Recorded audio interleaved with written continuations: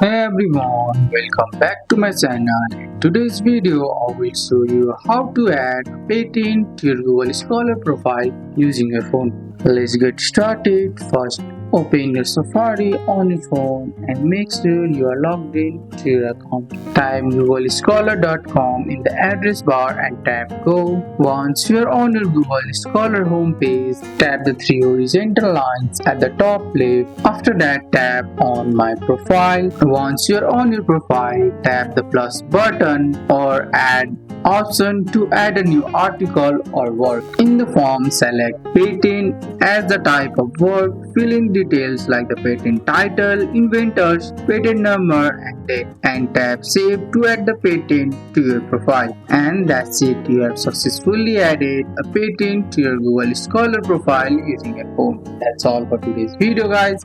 I hope you guys like this video. If you found this video helpful, drop a like, subscribe for more videos. Thanks for watching. See you in the next one.